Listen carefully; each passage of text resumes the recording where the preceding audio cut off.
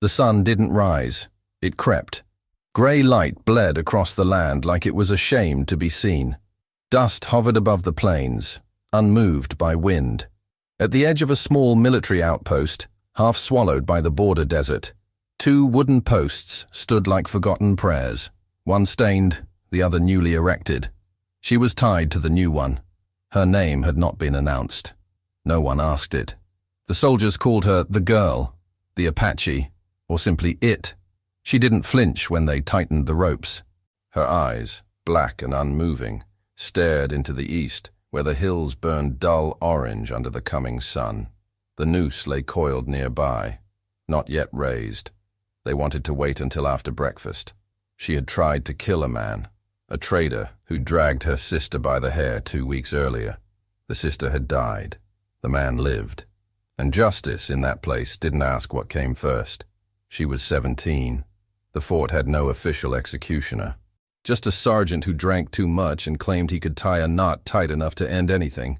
He watched her from a chair with a tin cup and a rifle between his knees. No one talked to her. She hadn't said a word since they brought her in. 12 miles east, in a ranch tucked between scrub hills and dead trees, a man woke with a hand on his chest and the weight of memory pressing harder than breath. His name was Clay Harper. He hadn't spoken to another soul in 6 days. Not since the cattle drove north, and the hands left with their pay. The house was still, quiet like grief, not peace. His wife had died 3 winters back. Fever, they said, or heartbreak, or both. He didn't argue. He buried her with no stone, just a worn necklace tied to a cedar branch. That morning he fed the horses, hammered a loose board in the barn wall, and saddled a mule. Not the fast one, just the quiet one.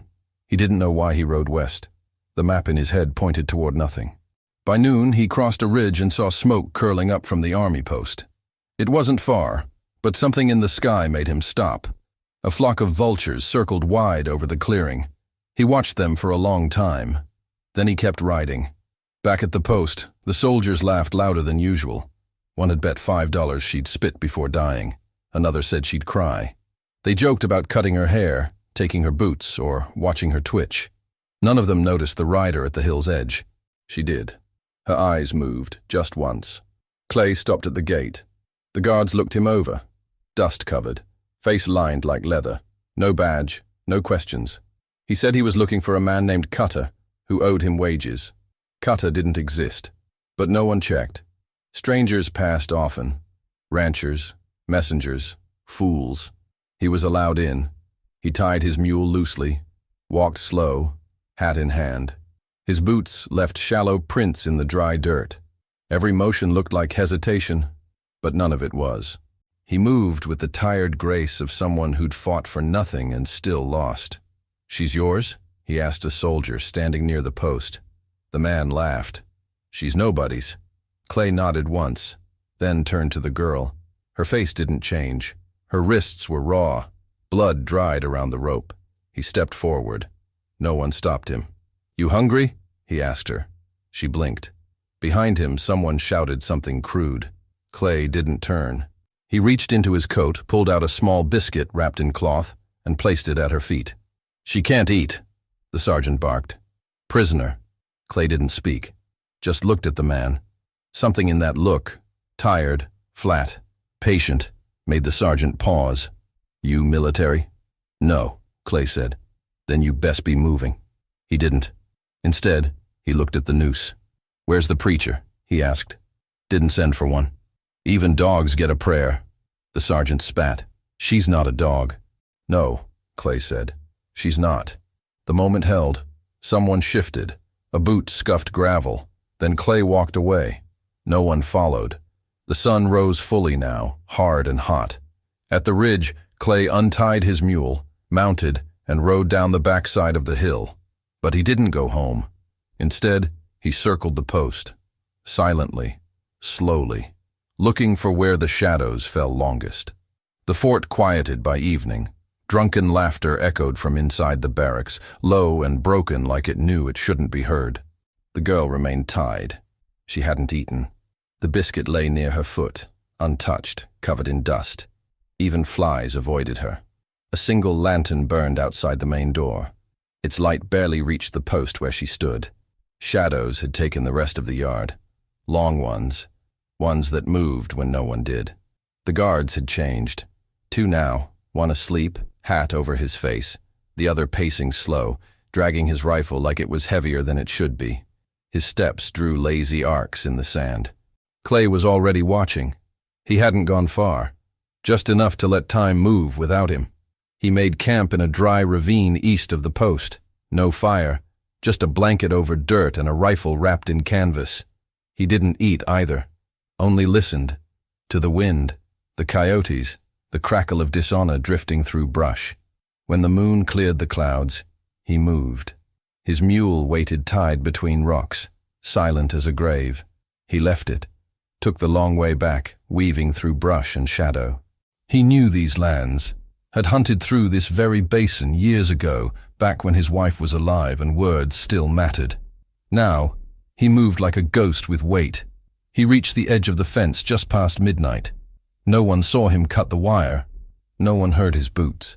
He crouched by the supply shed first, found a rusted shovel, left it, found a spool of rope, took it, moved again, crouched and low, the way mountain lions move when they're tired of being seen. The pacing guard had sat down by now, smoking, eyes half closed. Clay slipped between the backside of the latrine and the mess hall. He counted steps, 12 to the well, 8 to the gallows pole, 15 to the girl. She wasn't asleep, but she wasn't awake either. Her head tilted slightly, like she'd let go of her body without warning.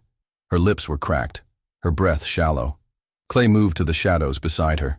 Didn't speak, just cut the rope at her wrists first. Her eyes opened then. Not wide, just enough. He touched her elbow. She didn't pull back. No words, just the gesture. They moved. The dirt didn't speak under their feet. Halfway to the fence, a dog barked. Clay froze. The girl pressed against him. The dog barked again, then stopped. Someone shouted from inside. A boot hit a wall. Laughter, then silence again. Clay moved faster, through the broken wire, over the low hill, down the gully where the mule waited. She stumbled once. He caught her by the forearm. Her skin was hot. Too hot. Fever. Still, she didn't fool. They mounted the mule together, awkward but urgent. He said nothing. They rode east. By dawn they had crossed the dry bed of the Arroyo Seco. The sun rose behind them, full and unapologetic. Clay stopped near an abandoned cabin. A ruin, really. Half a roof, no door, but shade. He lifted her down gently. She didn't speak, just curled against the wall and closed her eyes. Clay wet a cloth from his canteen and wiped her forehead. Her skin burned. He poured the last of his water into a dented pan, left it near her mouth. She didn't drink. Her hands twitched slightly, but she didn't move. Then he sat down, rifle across his lap, back against the wall, breathing like someone who remembered how hard silence could be. The sun climbed. Flies buzzed. He didn't swat them away. Midday passed. She stirred, drank a little, looked at him. "You came back," she said, voice cracked like old wood. Clay didn't reply. She closed her eyes again. Hours passed. The wind shifted. He saw dust rise in the distance. Riders, maybe. Or nothing. He didn't move. That night she sat up. "Why?" she asked. He didn't answer. She waited. Then, "You didn't have to." Still he didn't speak. Not because he had nothing to say, but because anything he could say would break the thing that had passed between them. Not a promise, not gratitude, just a knowing. Later, she slept again, and Clay stayed awake, watching the stars, listening to coyotes far off. When the morning came, he saddled the mule, helped her on, and walked beside her. They traveled south, away from the towns, toward the hills, toward nowhere. They reached the hill by dusk. It wasn't marked on any map, just a rise above the valley floor where mesquite trees grew close and the rocks kept the wind honest. Clay knew it from years ago, a place he once took cattle through during drought. The earth was dry, but not cracked, the kind of land that didn't give easily, but never gave up. He led the mule to a thicket behind the rocks, let it graze, then helped the girl down again. She said nothing, but this time her legs held. She didn't stagger. She looked at the trees like they might open for her. Then she sat on the bare earth, knees tucked up, arms wrapped around them. Clay built a small fire hidden under a split in the rocks. No flame reached above his knees. He cooked nothing. Just warmed the canteen and watched the dust turn amber with the last light. She didn't watch him. Instead, she placed her hand on the ground and closed her eyes. They didn't speak that night, but the quiet was different. Not empty, just full of things neither of them wanted to break. He gave her beans, cold and plain. She ate slowly. He drank from the last of the water. Tomorrow he'd have to go back down, find a spring, risk a trail, maybe even pass a town. The thought didn't sit easy. But for now, they were nowhere, and nowhere was safe. The stars that night came late, dim and scattered, like they too were afraid to be seen. Clay laid on his side, facing the fire. The girl faced the opposite way, her breath shallow but steady. Coyotes called from far off, but didn't come near. Sometime before morning, she whispered something in her own tongue. He didn't understand it, but he listened. By sunrise, he'd left her a knife. It wasn't sharp, but it was hers now. When she woke, she found it beside her folded blanket. She didn't ask. He showed her how to refill the canteen from the rocks, where dew collected in shadowed creases. They didn't talk about the rope, or the soldiers, or the fact that no one would be looking for her yet, because no one believed she could escape. But someone would, soon. They both knew. That afternoon they walked down the ravine, found berries, a rabbit trail. He showed her how to read the droppings. She pointed to tracks he'd missed. For hours they didn't feel like fugitives, just people moving across a land too old to care. They didn't talk much, but Clay noticed how she moved now, not hunched, not watching for a blow, just quiet, like something returning to its own shape. That night, she asked his name. He told her. She didn't repeat it, just nodded. "Leia," she said after a while. "They called me Leia." It was the first word he'd heard from her that didn't sound like a wound. They sat by the fire longer that evening. No sounds but the wind and the wood crackling low. Then she spoke again. "My sister wasn't the first." He looked at her. She didn't look back. "They took others, called it trade, said they'd be wives or workers." Clay didn't move. She fought, so they killed her. Still, he said nothing. Leia picked up a small stone and rolled it between her fingers. Her hands were steady now. "I thought dying would be easier than forgetting." Clay's voice came slow. "It's not." She nodded once. They didn't speak again that night. In the morning, Clay found hoofprints down the slope. Not fresh, maybe a day old, but too close. He packed their things. Leia didn't ask why. She just helped. They rode for 2 hours, found another rise. This one with water near a buried spring and stones stacked like bones. Clay said it'd do. They stayed there 3 days. On the 4th, he saw smoke far off. Not from soldiers. Travelers, maybe. Merchants or scouts. He didn't wait to know. He sharpened the blade he'd given her. This time for real. Then handed it back. She didn't thank him. Just slid it into her belt. And stayed close. On the 5th day, Clay found a boot print near the spring. It wasn't his. Too wide, too deep. Not old enough to forget. He didn't wake Leia. Just sat beside her while she slept, watching the trees in the east. The morning smelled of dust and iron. Coyotes had gone quiet. She opened her eyes slowly, looked at him. He didn't say anything, just nodded toward the hill. She understood. They packed without speaking. No fire, no trace, just the crushed grass where they'd laid, and a thin groove in the earth where the mule had stood too long in one place. They moved north this time, through dry canyons and narrow ridges, places where wind passed like breath through bone. Leia rode without question. Her hand never left the knife on her belt. By nightfall, they found shelter in an old cattle shed. Collapsed roof, rusted tools, silence. The kind of place history forgot. Clay leaned his rifle against a beam, sat down in the dirt. Leia took off her boots and rubbed her feet quietly. He saw the skin, blistered, cracked, but she never winced. "You can sleep," he said. She didn't answer, just rested her head on her knees. Later, when the wind picked up, she looked at him across the small fire he allowed that night. "You don't ask where I'm from." He shook his head. "Why not?" Clay's voice was low. "If it matters, You'll say. She watched the flames. It does. She didn't say more. And he didn't press. By morning, they were gone again. 3 days later, they saw the first man. He was riding slow through a dry wash. Alone. Saddle creaking, rifle across his back. Clay spotted him from a ridge and pulled Leia behind the rocks. They waited an hour after he passed, then circled wide. That night, Clay cut fresh sage and rubbed it on the mule to mask their trail. He didn't wear a badge, Leia said. No, Clay answered. Still dangerous? More. She didn't ask why. They moved again at dawn, followed a game trail west, then lost it. Camped under a dead tree that looked like it had been struck by lightning years ago. Leia drew patterns in the dirt with a stick. Not words, just circles, loops, spirals, things that meant something only to her. You miss her? She asked. Clay didn't look up. Every day. He knew she meant his wife. She was kind. She was quiet. Leia smiled, barely. You like quiet. I do. Is that why you saved me?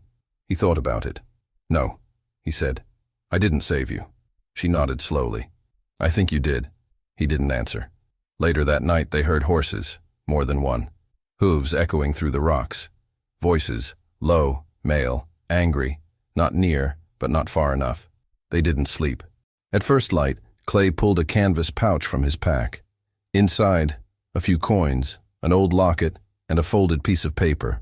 He looked at it a long time before tucking it into Leia's hand. What's this? Map, he said. If we get split.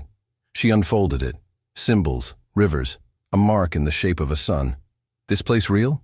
It was, might still be. She didn't argue. They packed again. That day they crossed into a dry flatland.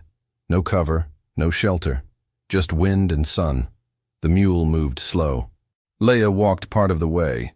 Clay offered no protest. That night, they found an abandoned well. No rope, no bucket, just blackness. Leia dropped a stone. No sound came back. They didn't speak of it, just sat beside the edge and listened to the night around them. The wind carried smoke. Again. Too steady to be accidental. Clay checked his rifle. Then hers. They kept moving. Slower now. There was no running. Not really.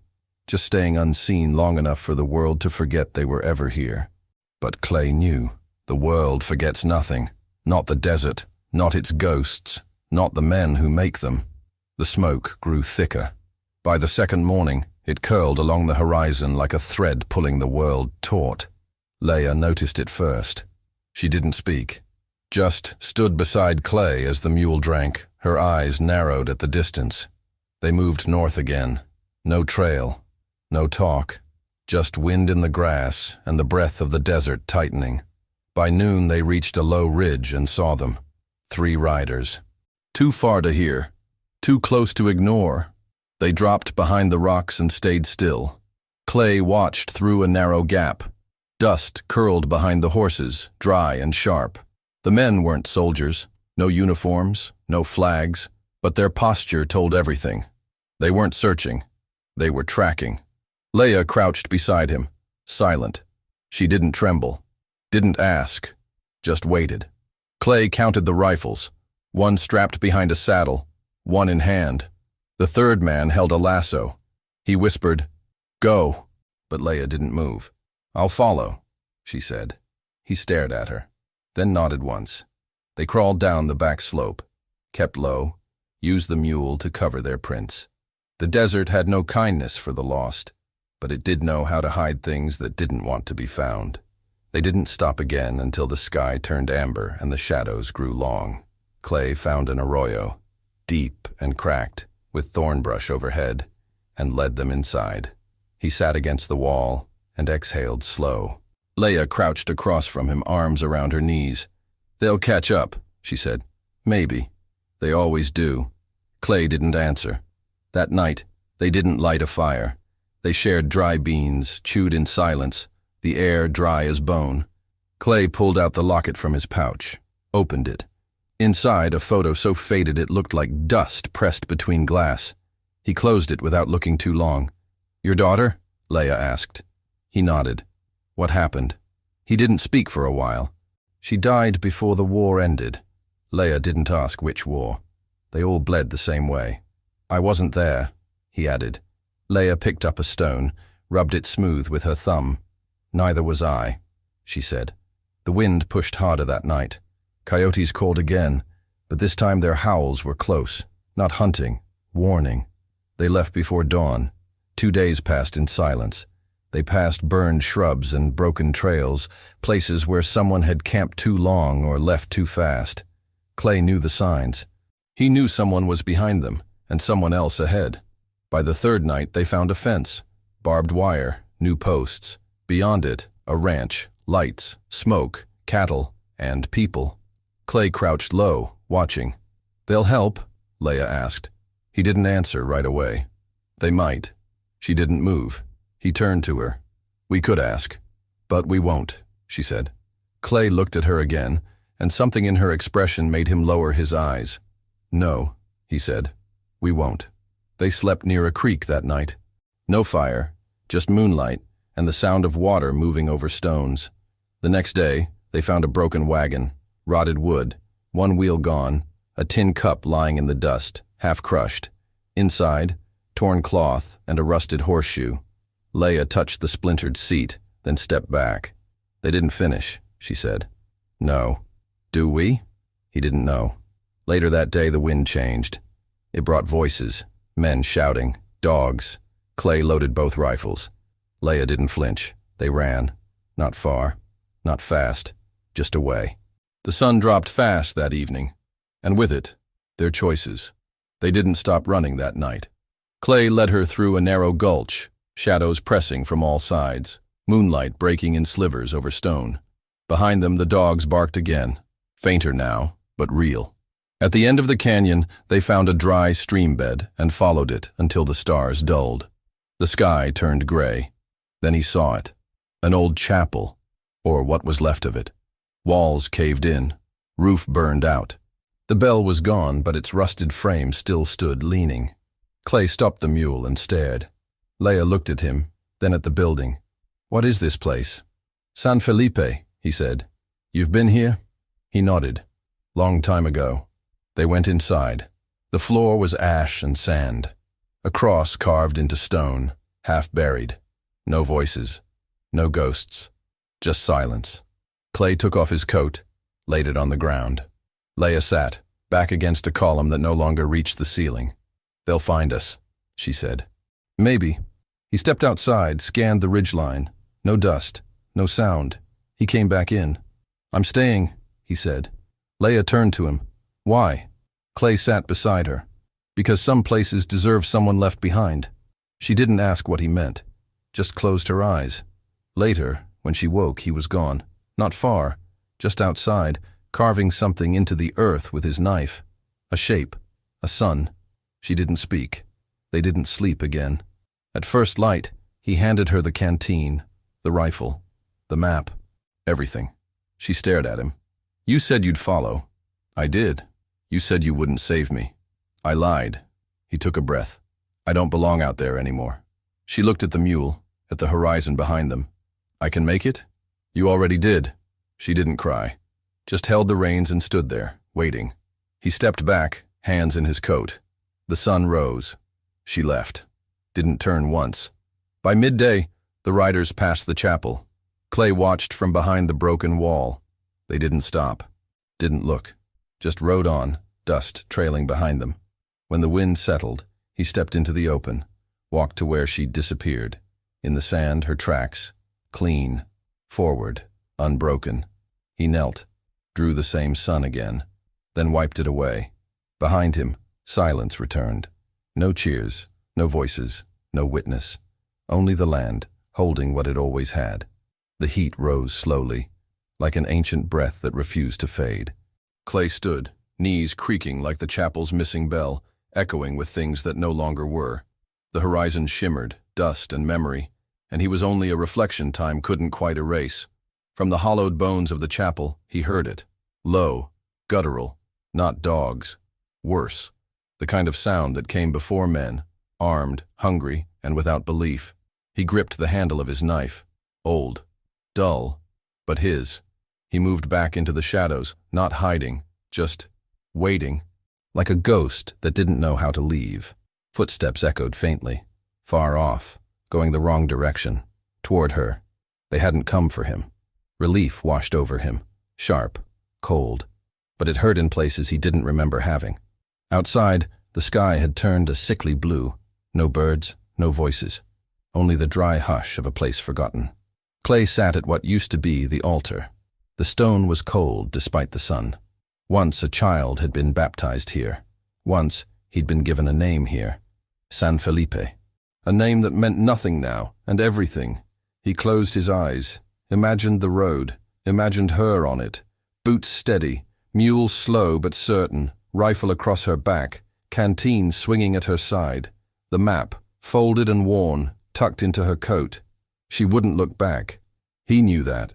She didn't believe in ghosts. Not anymore. A wind kicked up, light, then sharp. It scattered ash from the chapel floor. For a moment it looked like snowfall. For a moment it was almost beautiful. Clay stood again, walked outside. No sign of riders, no sound of hooves. He looked at the ridge, then beyond. The sun was higher now, a harsh gold, peeling away the cool of morning. He lifted a hand to shield his eyes. Just distance, and sky. He turned to the earth at his feet. There, her prints, still fresh, still clean, still going forward. He crouched, touched one, soft, then stood, and walked the edge of the ridge, following where the land dropped off into nothing, the chapel behind him, crumbling. The sun overhead, growing. In his pocket the knife, in his chest, something heavier than steel. He didn't smile, didn't speak, only moved. The way dust moves when there's no one left to watch. The land didn't speak, but it listened. Clay could feel it under his boots, the weight of years pressed into every stone, every crack in the earth. The world here wasn't dead. It was waiting, holding its breath for something that would never come again. He followed the ridge slowly, each step measured, not because he was cautious, but because he knew there was nowhere to rush to. The tracks she left behind grew fainter as the wind picked up. Still, he didn't need them. He knew the way she'd go. Knew it not from maps or memory, but from the way she looked back at the chapel without turning. Some people leave marks you can't trace. He paused by a rock outcrop, touched its surface. Warm from the sun. He sat there, pulled out a pouch of tobacco from his coat, rolled something thin between his fingers, and lit it. The smoke curled upward like prayer.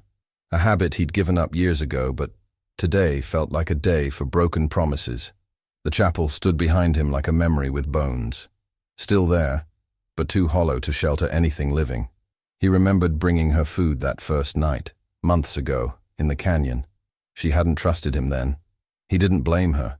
He'd long since stopped trusting himself. But she'd followed anyway. Not because of him, because of what was behind her. Everyone's running from something. He flicked the ash off the edge of the cliff. Below, the valley stretched endlessly, silent and sunstruck. Somewhere down there, she was a speck against the heat haze, moving, surviving. That had to be enough. Clay stood, shoulders tight, and turned west. Not to follow her, to finish what he never had. There was a town a day's ride from here, if you could call it that. Half a dozen shacks, a bar that never closed, and a man named Rudd who still owed Clay blood and answers. It wasn't revenge, not exactly. Just unfinished noise in a life full of silences. He saddled the mule. She'd left it tied to a post, knowing he'd need it. A quiet act of goodbye that didn't ask anything in return. The sun was overhead now, harsh and bright. No shadows left to hide in. Clay rode slowly, letting the animal pick its pace. He didn't belong out here anymore. But the land didn't care. It took everyone back eventually. Hours passed. The light bled into gold, then orange. Coyotes cried somewhere far off. He stopped at dusk, made camp under the ribs of a dead tree. The fire was small, just enough to warm his hands. He didn't cook, didn't sleep, just sat there staring at the flames, remembering. Leia as she was. Strong, silent, smarter than she ever admitted. Carrying more weight than any person should, but not breaking. Not once. He'd seen it before. In soldiers, in widows, in mothers who outlived their children. But she was something else entirely. Not surviving, becoming. The stars came out slow, blinking into place like someone rebuilding the sky one dot at a time. Clay looked up, wondering if she was doing the same, staring at the same stars, just from further down the road. He hoped so. The fire crackled softly, like distant footsteps on dry leaves. It was a sound that once would have made him draw his weapon. Now he let it pass. Whatever came, he was ready. Ready because he had nothing left to lose, and because someone had to stay behind. Not just in the chapel, but in this world between worlds. The broken places, the forgotten paths, the gaps in stories no one told anymore. He pulled the coat tighter around him, leaned back against the tree, and let the cold come. If morning arrived, he'd move again. If it didn't, that was fine too.